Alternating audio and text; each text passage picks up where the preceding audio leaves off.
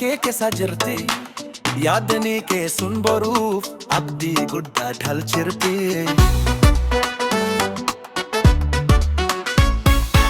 Deemina teknoolojii hulaa baneenuuf dhufe hiyyuma injifachuuf jabeeyna nuuf kenneefi.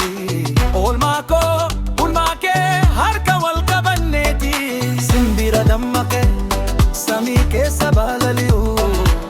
Gabaa addunyaa moobayilaan qaqqabu digital marketing daandii keenya ifa godhe. Nuuf banee balbala milkaa'ina kennina jijjiirra guddaa nutti fiduudha.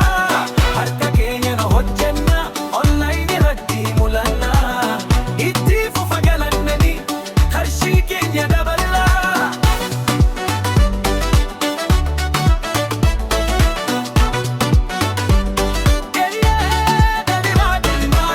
Daldala kee babal'isi bilbila kee qabaadhu beeksisa kee barsiisi gabaa hundaan gahuudhu. Itoophiyaa dhaloota haaraa teknooloojiin utubame beekumsa dijitaliin madda galii uumame. Deeminaa nuuf jira abdii keenya nuuf cimse.